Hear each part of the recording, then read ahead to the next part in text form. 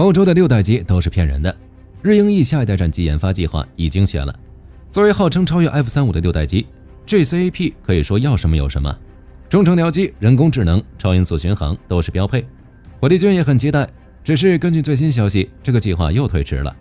另一边，德法的 FCAS 项目不仅仅是拖延，已经处于停滞或濒临崩溃边缘。那么，欧洲的6代机项目都遭遇了哪些问题？最终能不能实现？这些战机是不是骗人的？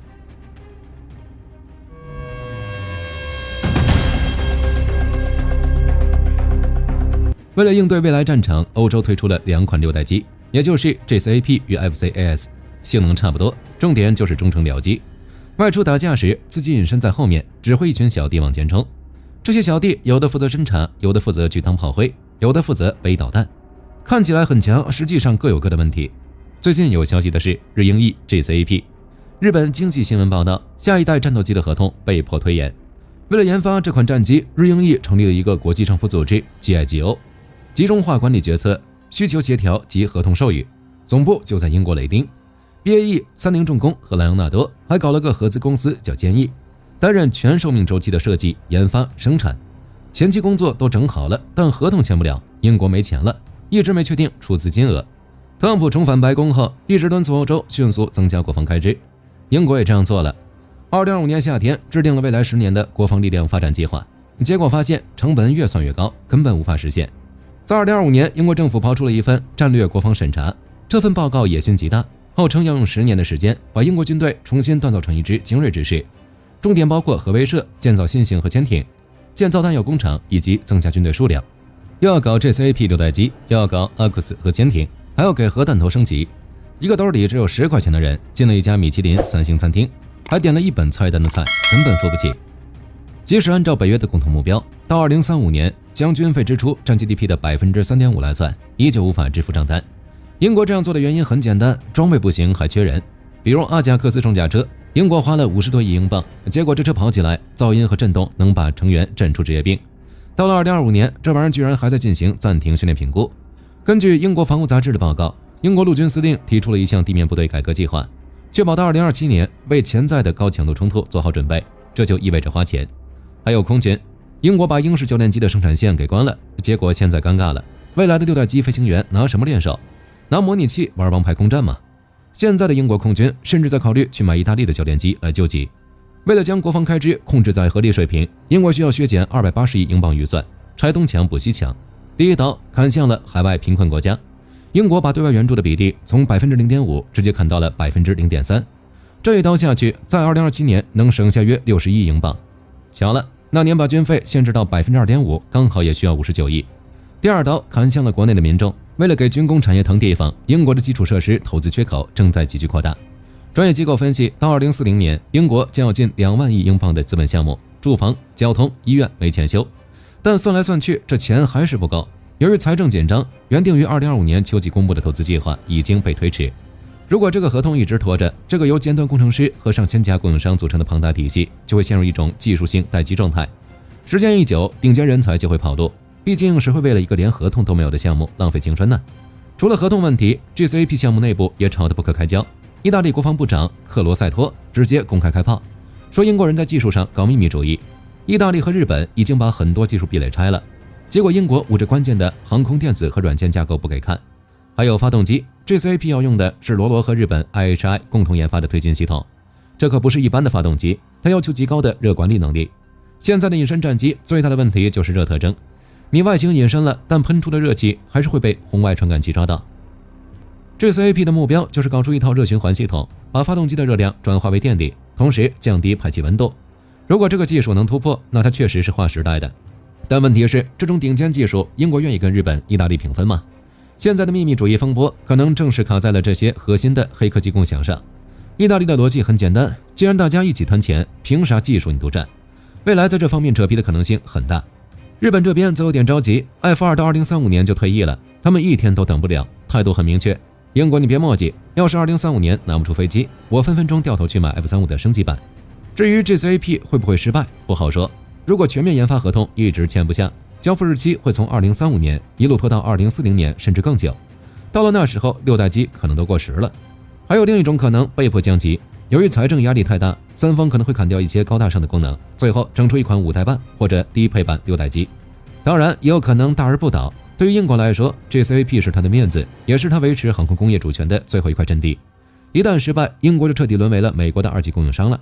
所以，英国哪怕是再勒紧裤腰带，也得把这个项目往前拱。结果如何，火力军将持续关注。在欧洲6代机这边 ，GCAP 项目已经算好的了，虽然有风险，但最起码还在干活。它是目前最接近成功的非美国6代机项目 ，FCAS 才是真正的顶级折磨。因为法德两国的内耗太严重。如果在未来1年内看不到法德关系的根本性缓和，这个项目大概率会名存实亡。现在的 FCAS 正处于薛定谔状态，你说他死了吧，他偶尔还签个合同续命；你说他活着吧，他那进度条基本就是卡在那儿，动都不动。2017年的时候，时任德国总理默克尔和法国总统马克龙手拉手在巴黎宣布，欧洲人要自立自强，我们要搞出自己的第6代战斗机，也就是 FCAS。按照当时的 PPT，FCAS 由3大核心支柱组成：下一代战斗机 NGF、中程僚机 RC、空战云 ACC， 也就是这套系统的大脑。当时的分工方案也很公平，法国达索负责 NGF 的核心设计，毕竟人家有造阵风的底子；德国空客负责无人机和那个复杂的空战云；西班牙因德拉负责传感器和电子设备。按照当时的想法，2026年原型机上天，2040年正式服役。结果到2026年 ，FCAS 现在连个全尺寸的模型都还在纠结。官方现在的口径已经改了，2027年首飞不可能，最早也得2029年甚至2030年，服役时间从2040年直接推到了2045年甚至2050年。原因也很简单，德法各怀鬼胎，比如核心技术权，法国达索的态度是：我是总设计师，我有成功研制阵风的经验。你们德国空客除了组装零件，造过正儿八经的顶级战机吗？所以飞控系统核心代码必须由我控制。德国空客的态度是：我出了1半的钱，几百亿欧元扔进去，如果你不把核心技术分享给我，那我不就成了那个出钱的冤大头和代工厂吗？我也要掌握核心 IP。两边在所有权上吵了整整3年。法国人怕德国人偷学技术，德国人怕被法国人甩在身后。这种互不信任的扯皮，直接把项目的黄金开发期给耗没了。除了这点，双方的需求也不对称。法国的需求是我们的飞机必须能上航母，要用它替换戴高乐号上的阵风 M。舰载机意味着起落架要加固，机身要加强，还得有挂钩，这会导致飞机增重，成本飙升。德国就不一样了，自己又没航母，要舰载功能干嘛？德国觉得为了法国那点航母情节，让我承担更重更贵的飞机，这是浪费。还有核武器的问题，法国要求飞机能挂载法国自家的 ASMP 巡航导弹，而德国作为北约核共享的一员，要求飞机必须能挂美国的 B61核弹。这系统兼容起来，代码量能让工程师想跳楼。现在这种情况让火力军想到了20世纪80年代的问题，当时欧洲也想搞一款联合战机，结果法国因为航母需求和主导权问题跟英国、德国吵翻了，最后法国人拍拍屁股走了，自己捣鼓出了阵风，而英国、德国、意大利则搞出了台风。现在的 FCAS 简直就是这段历史的重演，矛盾一大堆，这导致大家都在偷偷找备胎。法国达佐一看 FCAS 这进度，心里早凉了半截。现在法国正玩了命的推进阵风 F5 标准，要加装无人吊机控制系统，还要搞隐身修正。说白了，法国人已经做好了单飞的准备。要是 FCAS 崩了，我直接拿阵风 F5 顶上。这就叫小 FCAS 计划。达索不止一次在公开场合说，如果合作伙伴一直拖后腿，我们完全有能力独立完成。德国更直接，他们已经买了美国的 F35，美其名曰是为了挂核弹，而且德国国内现在呼声很高，说既然 FCAS 这么不靠谱，咱们不如跳槽去英国那个 GCAP 项目，那边日本和英国干得热火朝天，进度比咱们快多了。那么 FCAS 会不会以失败告终？就火力军来看， FCAS 彻底取消的可能性只有 50%， 但名存实亡的可能性高达 80%。 如果到了2027年，如果技术验证机还是搞不出来，或者预算超支到议会不能接受，德国可能会宣布退出，转身加入英国的 GCAP。 这样一来 FCAS 就剩下了法国单干。法国人会基于阵风 F5 的技术搞出一款缩水版的6代机，保住自己的军工主权。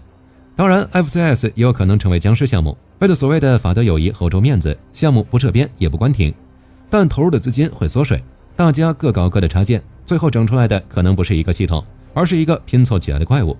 法国人用自己的机身，德国人装自己的系统，这会导致成本极高，战斗力极差。参考当年的 A400M 运输机，那就是个典型的教训。讲完这一大圈，大家应该看明白了， FCAS 现在状态就是政治上必须做，工业上没法做。2027年将是它的生死线，如果那架技术验证机还是飞不起来，这出法德强强联手的大戏恐怕就要以尴尬的散场而告终了。从欧洲这2款六代机的情况来看，火力军完全有理由怀疑这是一个骗局。领导人凭借让欧洲再次崛起的说法给自己拉选票，军工企业趁机给自己搞点经费，顺带还能扩大工厂规模，用于后续的战机升级。而且 AI 和无人机技术的发展，火力军总觉得到2040年都不需要有人战机了。好了，这期视频到这儿就结束了。大家觉得法国最后会不会再次离家出走？在评论区留下你的看法，大家一起讨论。别忘了点赞关注，我是火力军，下期见。好的，各位观众朋友们，我们频道一直在聊真实的军事资讯和武器装备，后台也经常有朋友问有没有值得推荐的入门级模型。今天就和大家分享一款近期接触到的产品。首先，它的外形还原度做得相当不错，比例准确，武器上的一些关键细节和标识也都有体现，材质也说得过去，拿在手上有不错的分量感。其次，它具备一定的可动性，对于理解基础操作原理有一定帮助，让它不仅是个静态摆件。综合它的做工和可玩性来看，价格确实比较亲民。对于想入门模型收藏，或者单纯想在桌上贴一个摆件的朋友来说，是一个性价比很高的选择。商品链接已经给你们上了，感兴趣的朋友可以自行了解。